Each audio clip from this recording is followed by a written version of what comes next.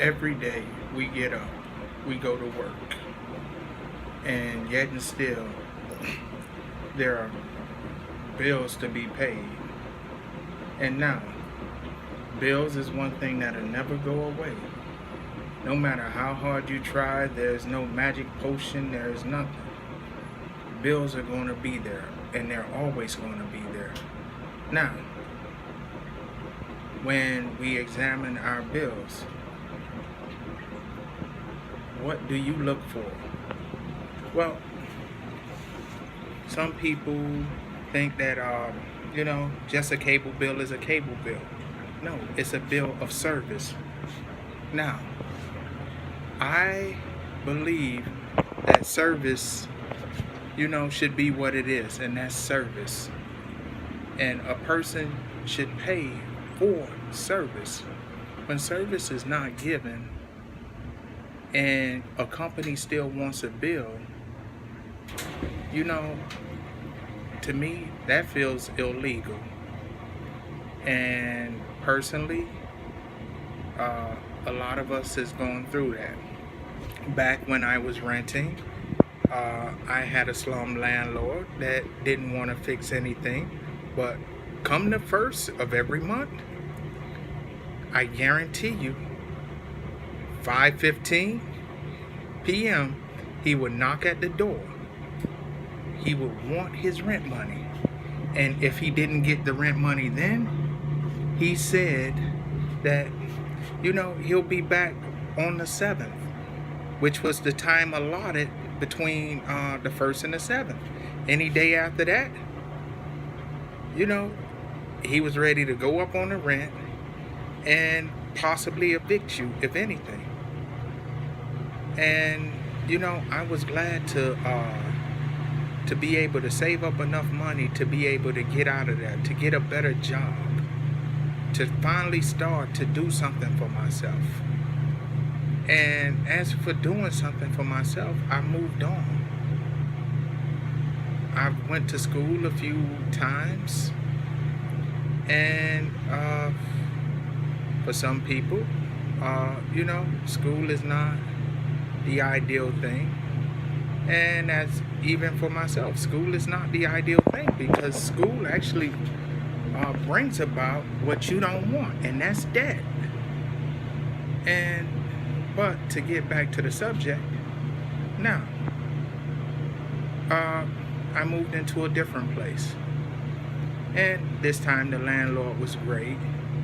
And now my cable company. Okay, we agreed upon one price. And at the time, I believe it was a $99 package. And that $99 package cost $182. And when you ask them to explain the bill, they cannot. But we agreed upon service for $99. And I used to ask, how in the hell does it become 180s? How does it get in the 180s? They're talking about regulatory fees, taxes, FCC taxes. I'm like, please explain all of this. And they can't. And this is what I'm saying. And if it comes time to where you're getting service and they can't explain their bills, you really have to question, is this the best company for me? And now, as with one of my problems, I presently have Vivint at my neck right now, and they are trying to get money for services that were not rendered, and yet and still, they want $60.99 every month. But here's the biggest problem that's there. I asked in writing. I also asked over the phone. And if you really want to, you can go and check out a couple of my videos, and you'll see that I've asked Vivint for a letter in writing to state that if I pay off what I owe, they will stop, they will desist, they will cease all contact. They can't put that in writing. And if they can't put that in writing, what makes you think that if I paid it off, what makes you think that they are not going to ask for more? Because here it is, I have in my records, Vivint actually sent me 4 different bills. I also have bills from their customer loyalty team, and everything is different. Not one is the same. You know, to buy out a contract, how in the world can everybody have a different bill? That let me know that this company can't possibly be what they say it is. You're Mercedes-Benz, but Mercedes-Benz know what Mercedes-Benz costs. I guarantee you, if I go to a salesman, he's going to tell me, you know, it costs $1. I'm only using that as a reference. And if I go to the sales manager, it's $1. I go to the inventory manager, it's $1. But everybody knows what it costs. And this is where I find one of my biggest problems with Vivint is, one, that buyout. First, you know, my number one problem is that the system never worked during the times that I needed it. And I've never known a company to actually come up with an excuse daily on why their product didn't work as intended. Vivint, for instance, on the day that they came in, they took over ADT sensors, and instead of putting their own crap in here, they used ADT. And the moment that the sensors don't go off, they wrote the Better Business Bureau saying that I didn't have any sensors. But I ask you this: who in the world would buy a security system without sensors? Who would buy that? Who would buy a security system that do not protect every opening in your home?